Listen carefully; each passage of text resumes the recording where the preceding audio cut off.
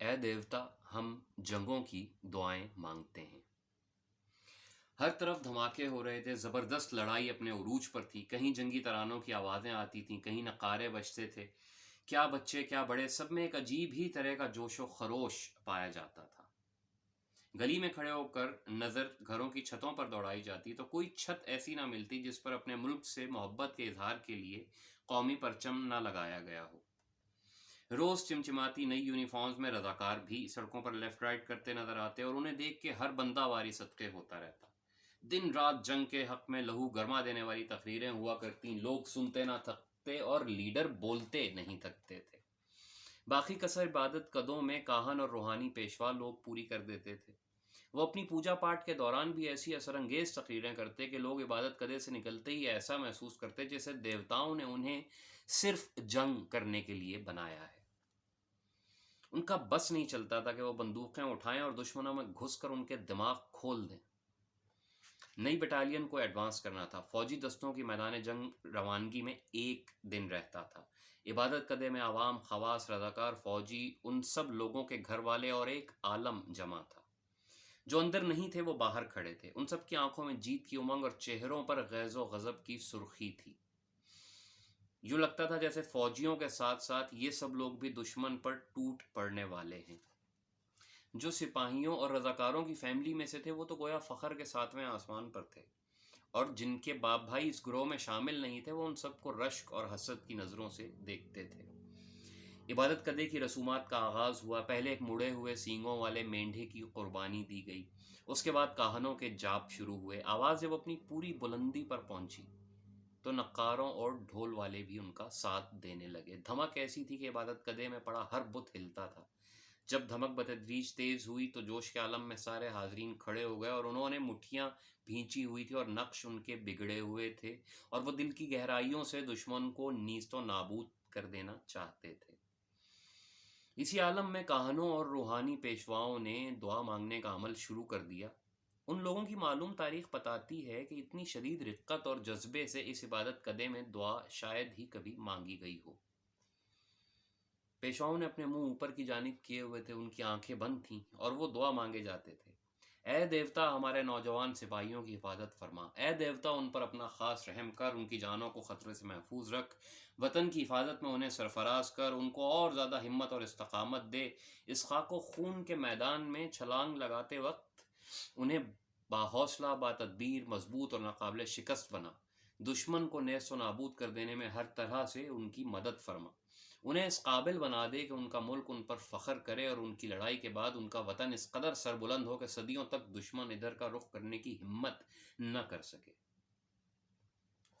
پیشواؤں کی دعا اپنے پورے جوش و جذبے سے چل رہی تھی کہ بہت لمبی داڑھی اور پیلا ترین جھریوں سے بھرا چہرہ لیے ایک دراز قد آدمی عبادت قدے میں داخل ہوا۔ اس نے لمبا سا کوئی چوغا اوڑا ہوا تھا۔ باروب اور پرسرار سے نظر آتا وہ شخص چپ چاپ چلتا گیا۔ لوگوں نے اس کی جانب دیکھا بھی، لیکن کسی کی طرف دیکھے بغیر وہ سیدھا روحانی پیشوا کے پاس جا کر کھڑا ہو گیا۔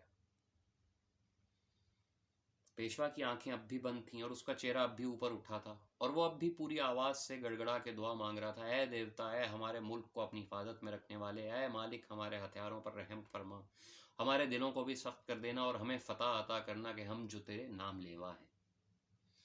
دعا ختم ہوتی ہی دراز قد بوڑھے نے پیشواؤں اور کاہنوں کو مخاطب کرتے ہوئے ایک طرف ہونے کے لیے کہا۔ اس کے چہرے اور قد کی ہیبت کچھ ایسی تھی کہ وہ لوگ مجبور ہو گئے۔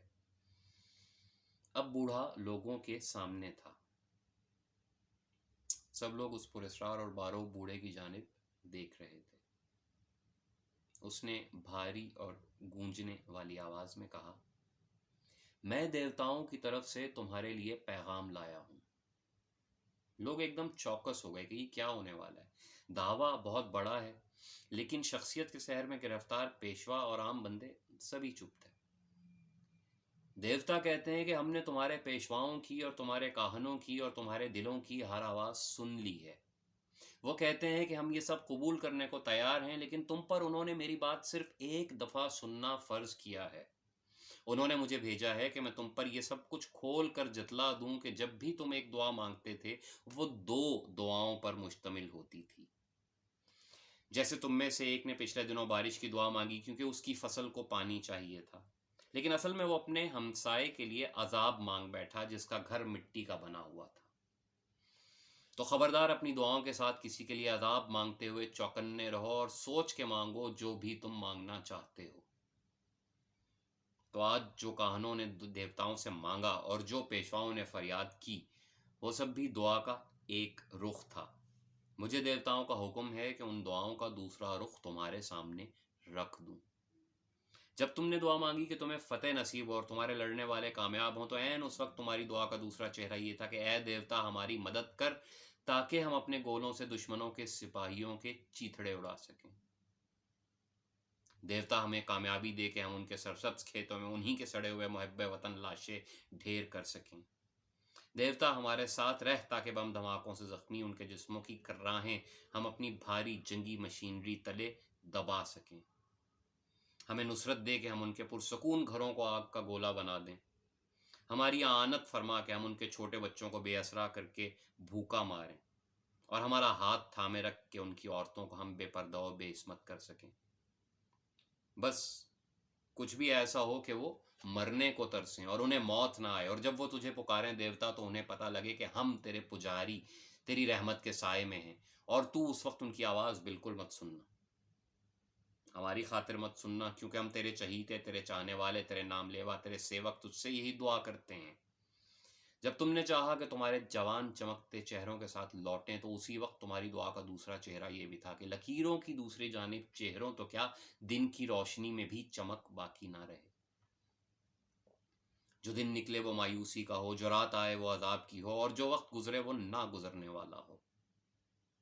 اور یہ سب تم نے دیوتاؤں کو اپنی محبت کے واسطے دے کر اور رو کے اور گڑ گڑا کر مانگا تھا۔ اب مجھے بتاؤ تمہارا کیا پروگرام ہے؟ اگر تمہاری سب دعائیں اب بھی وہی ہیں تو میں جا کر تمہارا پیغام دیوتاؤں تک پہنچا دوں گا۔ بعد میں لوگوں کو سمجھ آئی کہ وہ کوئی پاگل انسان تھا جو نہ جانے کہاں سے آ کر ساری دعاؤں کی ایسی تیسی کر گیا۔ ویسے بھی اس کی باتوں میں کوئی خاص وزن نہیں تھا۔ اس کے جانے کے بعد بہت عرصے تک لوگوں میں اس کی باتیں ہوتی رہتی تھی۔